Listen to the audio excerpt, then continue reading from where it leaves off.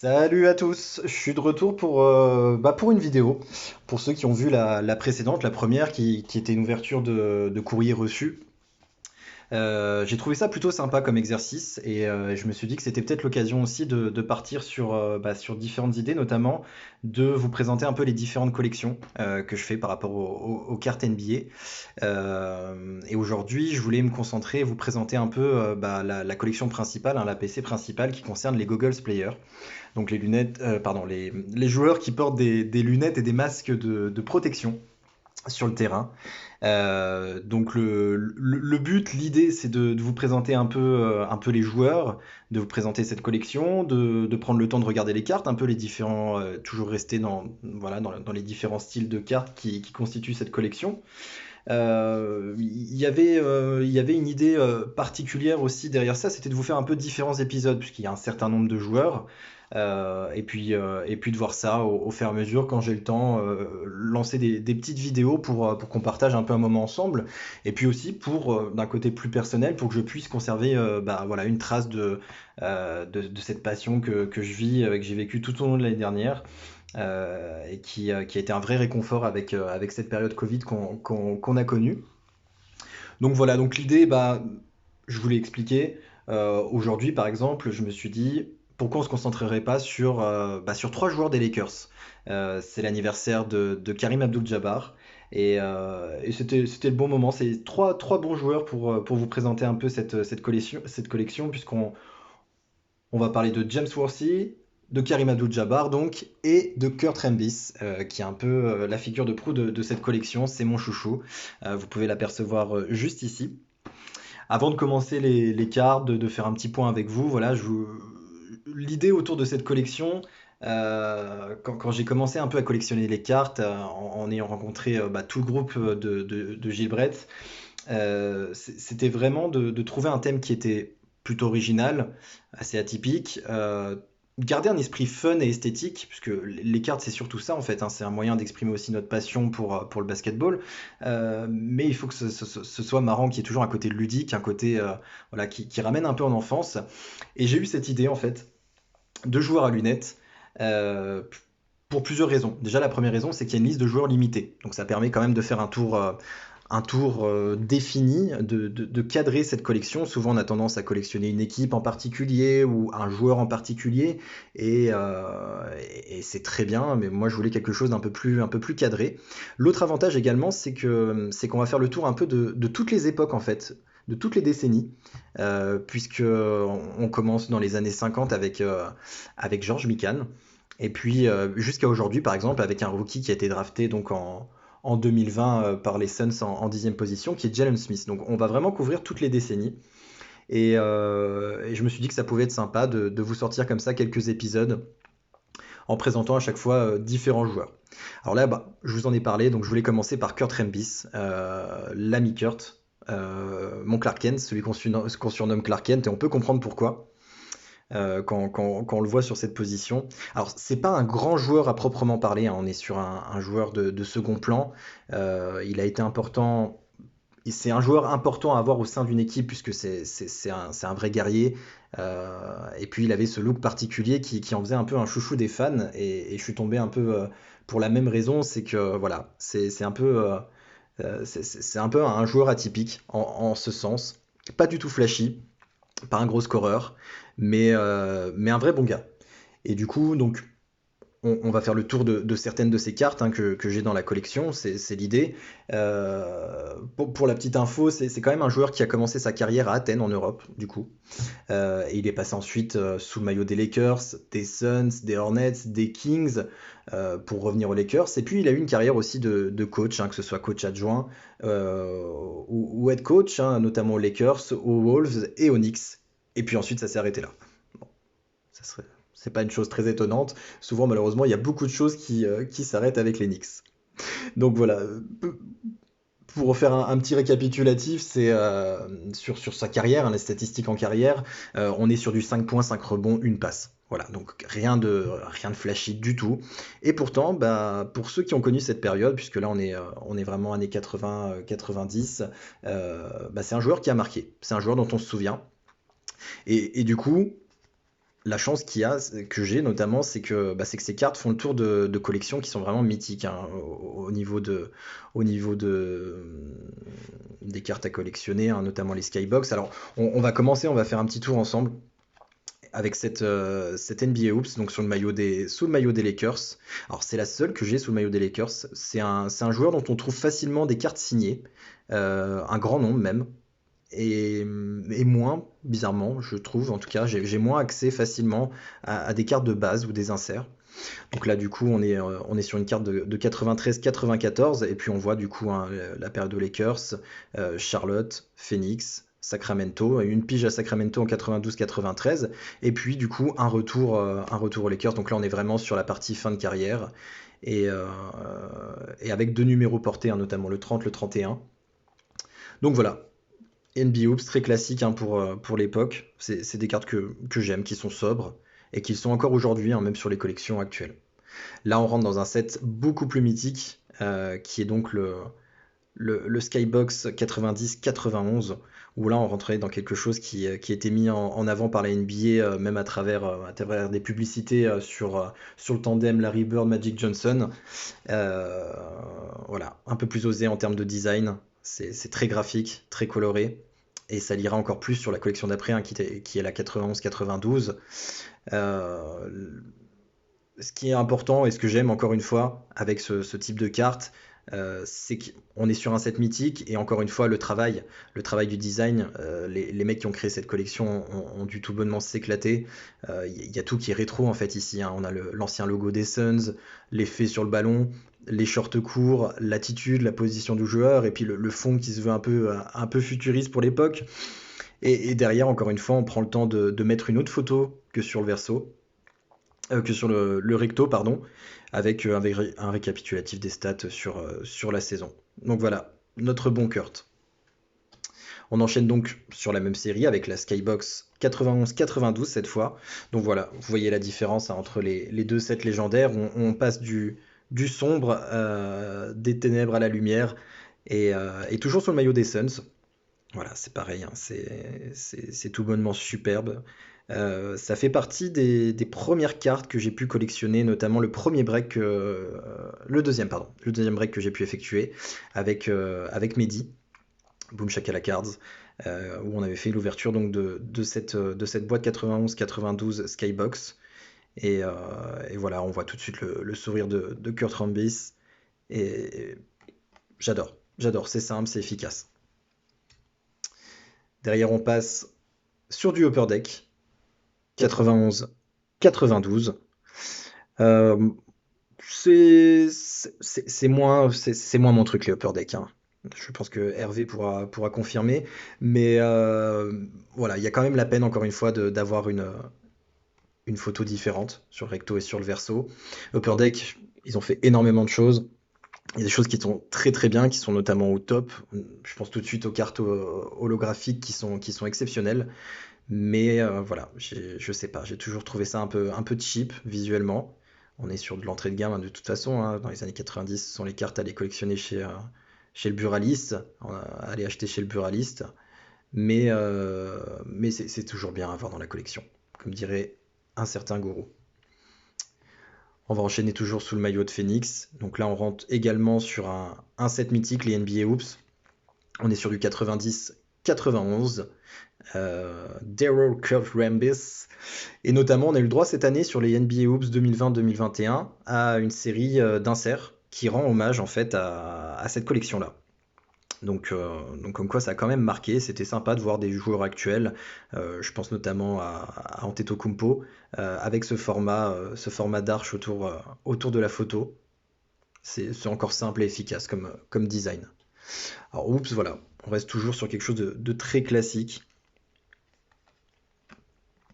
avec les stats derrière. On fait pas plus simple. Et on termine avec une Fleer 1990. Alors ces cartes-là, c'est marrant parce qu'elles étaient emballées non pas dans des packs en plastique, mais ce qu'on appelle les wax packs, en fait, qui sont en papier en fait. Vous aviez vraiment quelque chose des cartes entassées avec un papier emballé autour. Et il y a ce côté un peu fun. C'est un peu plus cartonné. C'est beaucoup plus sobre derrière, euh, mais tout aussi efficace. Voilà. Pour la petite anecdote, hein, Kurt Rambis, j'en parlais. Je vais vous donner une petite histoire sympa qui est quand même assez connue, mais il faut savoir que Rambis, c'est vraiment monsieur tout le monde, dans le sens où son truc à lui, par exemple, c'était un fétichiste des canettes de bière et de soda. Quand voilà, après match, il y a toujours une table avec toutes les boissons à volonté, les boissons gratuites. Et lui, son truc, bah, c'était de pouvoir mettre, s'il le voulait, une cinquantaine de canettes dans son sac pour les emmener à la maison. Et c'est un truc qui m'a toujours fait rire, c'est marrant comme anecdote. Et du coup, suite à ça, en fait, il y a eu des séries de canettes pour soda qu'on peut trouver sur eBay, alors vides ou pleines, ouvertes ou pas, à son effigie, du coup, pour rendre hommage un peu à cette anecdote. Mais voilà, ça montre bien le personnage, quoi. C'est le bon vivant, c'est le mec qui est pas mis en avant sur un terrain, mais du coup qui s'en fout de piquer les canettes du vestiaire pour les mettre dans son sac devant Abdul Jabbar ou Magic Johnson. Voilà, ça laisse montrer la simplicité aussi du bonhomme. On va du coup. Alors, petit aparté avant de passer à la star du jour, Karim Abdul Jabbar, qui fête aujourd'hui son anniversaire au passage. En parallèle de cette PC Google's Player, l'idée aussi également, c'est d'avoir une carte signée par joueur à lunettes ou joueur masqué également, puisque les masques de protection, je les inclus dans cette collection. Donc ça fera l'objet d'une autre vidéo. Je pense plus qu'on aura fait le tour des différents joueurs, mais il y aura de belles choses à voir. Donc ça, c'était un petit exemple, hein, cette Obsidian Galaxy qui est numérotée ici 5 sur 50. Tout bonnement magnifique. J'adore cette carte en die cut, donc avec une découpe particulière, mais vraiment une de mes plus belles de Rambis. Donc je voulais enchaîner du coup avec Karim Abdul Jabbar. Donc là, attention, on est sur de la légende, hein. On est sur de la grosse légende. Le joueur peut-être à lunettes le plus emblématique. Qu'est-ce qu'on peut dire? Alors, je vous l'ai dit, hein, c'est son anniversaire, mais on va quand même rappeler un peu sa carrière. C'est important à drafter, bien sûr, en première position. C'est en 69 par les Bucks. Bon, il finit rookie de l'année cette année-là. Il passe par deux équipes dans sa carrière, champion avec les deux équipes, hein, que ce soit les Bucks ou les Lakers. Là, on parle du recordman du nombre de MVP de saison, 6 fois MVP, 6 bagues en tant que joueur, dont une avec les Bucks. Il y a 2 MVP des finales, 19 fois All-Star, et puis surtout recordman absolu, recordman all-time du nombre de points marqués dans la Grande Ligue avec 38 387 points. C'est juste dingue. Enfin, des stats en carrière hallucinantes, hein, 24 points, 11 rebonds, 3 passes, une domination, et puis surtout un des moves les plus indéfendables de l'histoire de la NBA, le skyhook. Donc là en termes de lunettes aussi, ce qui est important de préciser, Rambis, on était plus sur des lunettes de vue, on est vraiment sur de la lunette de vue très classique. Là ici, on rentre dans vraiment la goggles, c'est les lunettes de protection. Et ça, en fait, ça a commencé en 74 pour la petite histoire, avec une blessure. Il se prend une griffure en fait à la cornée, parce que c'est un intérieur, donc sujet à beaucoup de coups sur le terrain. Et donc là, on n'est pas du tout sur des problèmes de vue, pardon, mais bien sur des lunettes de protection qui conservera toute sa carrière. Et qui permettra à d'autres aussi d'en porter derrière, notamment son coéquipier James Worthy, qu'on abordera juste après. Donc, pour revenir aux cartes, celle-là est sympa, c'est une collection sympa. Là, on est sur des inserts Legends de la série Panini Essential. C'est du 2017-2018. Donc, on retrouve sur du essentiel sur les formes géométriques qu'on retrouve vraiment à chaque fois. Ça, c'est leur marque, ce petit pointé avec les formes géométriques. C'est brillant, c'est plutôt coloré, ça me plaît, j'aime bien. On enchaîne derrière avec du Donruss optique. Donc là, on est sur du plus classique. Ça rejoint un peu ce qu'on voit aujourd'hui avec les rétro series chez Donruss. Donc là, voilà, c'est un peu plus osé, un peu plus modernisé. Euh, toujours ces belles lunettes chez Abdul Jabbar. Donc là, c'est très Miami Vice, hein, c'est sponsor par le Hit, cette série de cartes. Toujours chez Donruss et en optique, on a mon crâne qui apparaît dans la carte. Non, blague à part. On a les Winner Stays. Winner Stays, hein, qui fait partie. Bah, du coup, c'est la même série d'inserts, mais sur une année différente. Je vous avais dit 2018-2019. Et là, on est sur du 2019-2020. Donc voilà, c'est un peu du recyclage version Panini, mais ça donne toujours des superbes cartes. J'aime beaucoup. Derrière, on a trois cartes prismes. Alors, les prismes, c'est toujours un peu sujet à débat. Pour ma part, ça n'a jamais été une préférence, ces prismes. J'aime bien en avoir, pour certains joueurs, mais on est vraiment sur des cartes très simplistes. Alors oui, c'est brillant, oui, c'est joli, ça brille aussi. Il y a énormément de parallèles. Alors là, si vous voulez faire des rainbows, il y a de quoi faire, hein, parce que parfois sur certaines séries, on monte, je sais pas, 20, 30 parallèles différentes, avec des numérotés. Mais voilà, c'est la folie, hein. Cette année, en 2020-2021, les prix se sont arrachés. C'est des boîtes à 2000 $ pour des cartes qui restent, bah, plutôt très fades en fait, hein. C'est très enfantin. C'est très enfantin. On est sur des cartes classiques. Celle-ci a quand même quelque chose, hein, de remettre le Skyhook dessus. Ça a son charme. Et puis sur les versos, voilà. Rien d'extraordinaire non plus, c'est très épuré. Mais c'est des cartes qu'on retrouve beaucoup. Et puis les prismes sont sujettes aussi toujours à ce qu'on appelle les problèmes de centering, mal centrés. Alors là, ça se voit moins sur ces collections-là, sur les plus récentes, c'est problématique. Une carte, peut-être la plus atypique que j'ai, je pense, de Karim Abdul-Jabbar. C'est une die cut de la série Past and Present, 2012-2013. Et donc c'est un insert die cut qui rend hommage en fait, sous forme de bannière en fait de champion. Donc on retrouve différentes équipes, hein. On a les Lakers, on a le Heat, c'est intéressant à regarder. Mais ce qui fait surtout la particularité de cette carte, c'est la texture. Alors je vais essayer de vous montrer ça. En fait, on a une texture épaisse sur cette partie-là que vous voyez, un peu en neige, un peu en moumoute comme ça, en moquette, et c'est tout doux. C'est blanc, c'est tout doux, ça habille la carte, et je trouve ça très marrant en fait. Ça a cette petite particularité, j'ai jamais vu ça sur une autre carte. C'est plutôt totalement barré. Et puis voilà, toujours, ouais, sous forme de bannière. Donc c'est super sympa. Ça serait un set intéressant à faire. J'aime beaucoup. On revient sur du Donruss. Donc là, on est sur des inserts un peu plus connus, un peu plus classiques. Toujours ce petit côté un peu carte comme les Court Kings, un peu en pointilleur. Je sais pas si vous voyez bien. Voilà, la lumière. Ça donne un peu plus. Oui, il y a du grain sur la carte et ça, c'est toujours appréciable. On n'est pas sur des textures lisses, très cartonnées. Euh, Quelque chose de classique, de sobre. Ça manque peut-être un peu de couleur, mais j'aime beaucoup.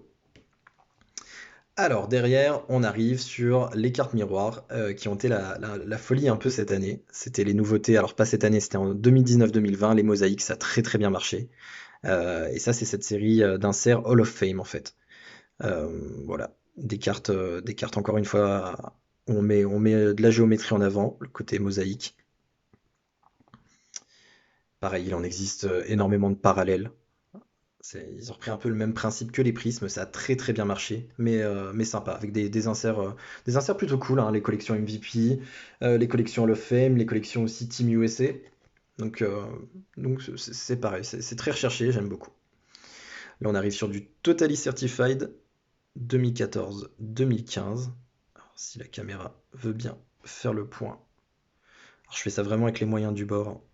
Je suis sur le portable avec une petite installation maison. Voilà, toujours les stats en carrière. J'aime moins, je suis moins fan. Il y a cette petite texture ici, ce gras. Voilà, ça reste plutôt simple. C'est pas une marque que je garde forcément dans mon cœur. On revient sur du past and present. Et ça, par contre, j'aime bien. J'aime bien. C'est quelque chose. Alors, c'est une série qui n'existe plus aujourd'hui, en 2020-2021. Là, on est toujours sur du 2012-2013. Et il y avait des cartes. C'est toujours assez simple. On revient un peu sur les designs que j'aimais sur les Skybox. On essaie de créer quelque chose derrière. Plutôt cool. Là, très sympa. On est sur du Tops full court. Et forcément, qui dit Abdul-Jabbar dit Skyhook. C'est certain que c'est. Du coup, ces 38 000 points, il les a pas mis tout seul. Enfin, si, il les a mis tout seul, mais il a été aidé quand même d'une arme fatale. Le Skyhook. Ah, j'aime beaucoup. Alors, il y a toujours le débat, forcément. Les puristes diront qu'une carte en format paysage n'est pas une vraie carte. C'est toujours une carte en portrait. Pourtant, on en a certaines qui sont sacrément canon. Il y en a une qui arrive un peu plus loin et une beauté. Une beauté. On reste toujours sur le Skyhook. Panini Contenders 2012-2013. Capte bien l'instant, hein. La photo est plutôt cool. La photo est sympa. Notamment avec ce jeune homme qui a l'air absorbé par le Skyhook de Karim. Voilà, là on arrive sur l'insert Core Kings. Points in the paint. Toujours le Skyhook contre les Sonics. C'est beau. C'est en effet toujours granulé, effet canvas. C'est magnifique. Les Core Kings, on est sur le top design en termes de cartes, hein, par rapport à ce que fait Panini actuellement. Là, il y a rien à dire, hein. Je pense que tous les collectionneurs connaissent Core Kings. Je vous apprends rien. Mais c'est un plaisir de partager ça avec vous. C'est un délice. C'est magnifique. Là, on arrive sur un set Excalibur. L'idée est plutôt simple, hein. On reprend les joueurs NBA, on essaye de ramener ça un peu sur un côté Moyen-Âge avec les chevaliers. C'est sympa, c'est sympa. Ça a le mérite de changer au moins. On revient sur du die cut avec les Crown Royal. Donc ça, on est sur les bases, hein. On n'est pas sur un insert, ce sont vraiment les bases qui ont ce look-là. Toujours cette petite découpe, alors avec plein de parallèles, il existe vraiment des magnifiques cartes signées. Les autos, certaines vraiment ressortent magnifiquement bien. Et pour une base, ça change, ça a le mérite de changer, d'être sympa. Dans un classeur, alors j'aime un peu moins dans un classeur, puisque du coup, on a un vide, hein, dans les pochettes de rangement. Mais en tout cas, c'est plutôt cool. Et enfin, on arrive sur une carte, la seule que j'ai. Et là, on voit le changement tout de suite de style de lunettes, notamment, puisqu'on est sur la période Milwaukee, un début de carrière. Donc voilà, on voit qu'il y a deux types de lunettes portées. Alors forcément, ça a évolué, hein. Les lunettes qu'on voit sur la droite avec le maillot des Lakers, elles sont beaucoup plus renforcées, elles sont plus légères, elles sont maintenues par un élastique derrière. Là, on est sur la lunette un peu plus imposante, mais ça envoyait quand même un joli style pour notre petit Lou Alcindor. Et donc là, on est sur du Panini Pinnacle. Alors c'est une série non plus qui n'existe plus aujourd'hui. Mais très belle, on est sur une raid parallèle, juste ici qui se voit. Voilà, Artist Proof, on est en raid. Le maillot est magnifique. Les lunettes le sont également. C'est une carte que je suis ravi d'avoir. Allez, on passe à notre dernier joueur de la journée parce que sinon je vais vous retenir très très très longtemps. Et il y a de quoi faire. James Worthy, donc qui a été le coéquipier d'Abdul Jabbar et puis de Rembis, hein, notamment aussi. Euh, alors, il y a beaucoup de cartes qu'on a déjà vues, donc je vais passer peut-être un peu plus vite, tout en essayant de vous faire le point. Alors, c'est pas forcément terrible. J'en suis à mes premiers coups d'essai, hein, c'est pas toujours simple. Voilà, ok. On fait vraiment ça entre nous, sans prétention. L'idée, c'est de partager encore une fois ça avec vous, d'amener peut-être des débats, d'amener certains à se lancer aussi dans les présentations de leur collection en vidéo. Ce qui est important dans cette passion et dans ce hobby, c'est d'échanger, hein, tout simplement, entre passionnés. Et là, on revient donc sur les NBA Hoops 90. Alors, on avait les collections All-Star qu'on n'a pas vu tout à l'heure avec Rambis. J'aime beaucoup. C'est toujours les maillots All-Star des années 80-90 sont toujours très canons. Et c'est bien d'avoir ces inserts-là. Donc, All-Star Game, là, on est sur le All-Star Weekend à Houston 1989. Bon, la série mythique, hein, comme je vous parlais tout à l'heure. Les Hoops 90, 91. Très sympa aussi. Alors celles-ci, je les adore. Je les adore. Pourquoi? Parce qu'on a toujours de belles photos. Et puis, pour un détail qui a son importance, c'est voilà, la typographie et comment c'est écrit en fait, simplement avec ces petites barres au-dessus. J'adore. Je trouve que on fait pas plus efficace. Ça ressort bien, c'est magnifique. Donc là, on revient sur le All-Star Game 91 à Charlotte. Ce maillot de toute façon est mythique. On a une petite sensation de carte à jouer en fait sur le design. J'aime beaucoup. Bon, très très simple derrière. On est sur du minimalisme absolu.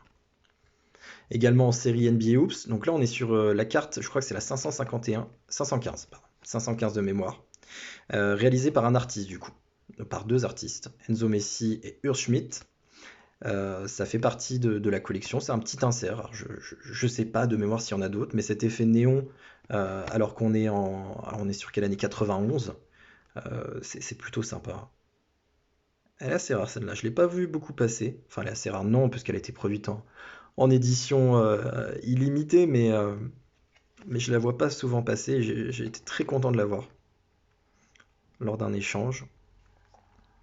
Là, on arrive sur une marque qu'on n'avait pas encore vue. Il s'agit de Tops. Alors, Tops, j'aime beaucoup, j'adore même, notamment les Tops Chrome que je vous présenterai sur une collection d'un autre joueur que je fais. Bon, là, on est sur les débuts, donc forcément, c'est un peu moins inspiré en termes de design. On se rapproche de ce que faisait Oops. Là, c'est un peu plus détaillé, un tant soit plus détaillé derrière, pardon.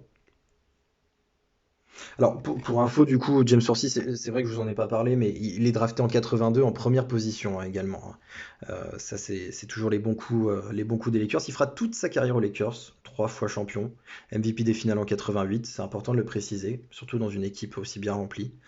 Et puis pour revenir bon, du coup aux lunettes, on est également sur des lunettes de protection, pas des lunettes de vue, à la manière d'Abdul Jabbar. C'est suite à une blessure à l'œil pendant la saison 84-85, si je dis pas de bêtises. Donc on est sur le même design de toute façon de lunettes, même si on a pu voir sur la Tops juste avant qu'il y avait un autre style porté également, un peu plus imposant, un peu plus rectangulaire. Donc là on rejoint la fameuse carte Moumout. Ça a de la gueule quand même. Les Panini Prism que je vous ai déjà présentés.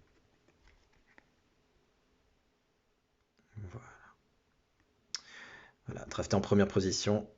From North Carolina, comme un autre certain grand joueur. Les Panini Essentials. Les Fleer 90 qu'on a vu également. Donc toujours un peu plus cartonné. Très sympa. Alors là, on est sur des cartes un peu plus cheap. Que ce soit les Complete ou les Prestige. Là, on est sur du 2010-2011. Pour être honnête, je trouve ça moche. Voilà. Je sais pas inspiré. Là, il n'y a rien qui va. Il n'y a pas de couleur. Il y a pas de... Enfin, la typographie est au plus banal. Limite, l'arrière est beaucoup plus joli que l'avant. C'est un peu sans âme, c'est dommage, c'est un peu vide. Là, on est sur de toute façon du Panini et Panini dans les années 2000-2010 en tout cas, je trouve qu'il y a très peu d'inspiration. C'est loin d'être les plus belles cartes. Autant dans les années 90, on a des choses sublimes, dans les années 70 encore plus. Euh, sur la décennie 2010-2020, il y a absolument de quoi se régaler également, même si Panini a l'emprise et le monopole. Mais entre-temps, voilà, 2000-2010, je trouve ça un peu fade parfois. C'est comme ça. Ce sont les goûts et les couleurs. Là, on est sur une série 2012-2013, Panini par Panini. Voilà, on fait pas plus simple, ça n'existe plus aujourd'hui non plus. L'idée c'était de faire un peu voilà, un portfolio des joueurs de la saison. Et on le retrouve avec ces lunettes un peu plus rectangulaires. Les pass and present. Alors, on en a vu tout à l'heure avec les die cut et leur texture moumoute. On a vu une version Abdul Jabbar, hop, pour vous mettre la comparaison. Et on a celle-ci qui ressort très bien, c'est efficace. Voilà. Moi, là, on rejoint quelque chose de sobre, de coloré, qui tente un petit truc au niveau de la typographie. J'aime beaucoup. J'aime beaucoup. Petite anecdote de Big Game James, c'est son surnom. Et puis pour une allez, petite anecdote également, vu qu'on est en cours sur ce joueur, s'il y en a qui sont fans de Star Trek, il faut savoir que vous pouvez le retrouver dans un épisode de Star Trek, je crois que c'est Nouvelle Génération. Il apparaît dans un épisode du coup, où il est déguisé enfin déguisé, grimé en Klingon. Donc c'est toujours marrant ce genre de petits trucs à savoir, j'aime beaucoup, j'aime beaucoup. Celle-ci, je l'ai reçue il y a pas longtemps, une Stadium Club de Tops. Et là, on est vraiment sur du gros plan, sur de l'action de joueur. Ça, j'adore par contre. Voilà. On tente quelque chose, c'est sobre, ça va bien avec le reste. Voilà. Et on prend la peine de mettre d'autres photos très appréciables. Alors, celle-ci, c'est pas la plus jolie, par contre, c'est quelque chose que j'aime beaucoup, qu'on verra notamment avec une carte que j'ai de Grant Long. C'est les prises dessus de panier. Je trouve que ça rend toujours avec la couleur de la peinture Sur le parquet, ça rend toujours bien. Ces joueurs vus de haut en pleine action, c'est coloré, c'est vivant. J'aime beaucoup. J'aime beaucoup. Là, on arrive sur une collection vraiment atypique. On est sur les Topps Turkey Red. Les Turkey Red. Vous voyez, ça change, hein. Ça change. C'est la collection, c'est du 2006, ouais, c'est bien ça. 2006. Alors là, je sais pas. C'était l'époque Paint. Mais en fait, j'aime beaucoup, j'aime beaucoup. L'idée, c'est de mettre, voilà, de mettre les joueurs dans un environnement un peu plus street, un peu plus playground. Et alors la carte, on a un vrai grain dessus, là, vous le voyez à la lumière. Elle est assez épaisse, assez cartonnée. Là, c'est du bon carton. Et on a quelques cartes qui sortent vraiment de l'ordinaire. Enfin, c'est vraiment. Alors, tout le monde n'aime pas, mais quand même, pour l'originalité, avec la petite écriture en bas, la petite plaque, franchement, ça vaut le coup d'œil. C'est à voir. Et voilà, je voulais terminer du coup avec cette carte. Alors, ça, c'est une série que j'adore vraiment, vraiment, vraiment beaucoup. Les Panini Gala 2015-2016, ça n'existe plus actuellement aussi, ça n'a pas été refait. Et c'est dommage. Donc on met en avant tout ce qui est, c'est très brillant, très cinéma. Il y a des autographes qui sont extraordinaires. J'en ai une de Harvey Grant que je vous montrerai à la fin de ces épisodes. Mais voilà, c'est sobre, on met en avant le numéro. Alors le numéro, je suis pas spécialement fan de le remettre derrière le joueur. Par contre, l'attitude du joueur est superbe. Le gros plan du visage à côté. On est sur une carte un peu plus épaisse que les autres, voire beaucoup plus épaisse. Numérotée sur 99. Enfin, c'est très flashy, mais en même temps, ça a ce côté un peu sobre, cinéma. Enfin, c'est canon, j'aime beaucoup. Donc voilà, on a fait le tour de ces trois joueurs de la partie Lakers. Le but, c'est de vous retrouver avec des noms un peu moins connus aussi. On va faire ça par épisode. Là, on rentre dans des gros noms.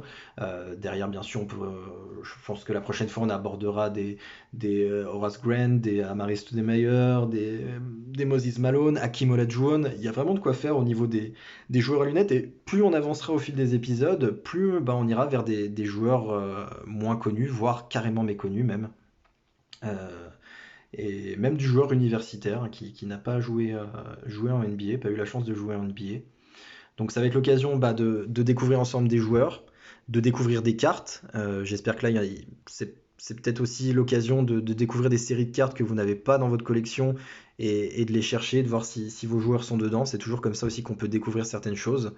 Et puis c'est toujours l'occasion aussi de parler de cartes, de partager ça ensemble. Encore une fois, hein, c'est ce qui compte le plus. Donc je vais vous laisser là.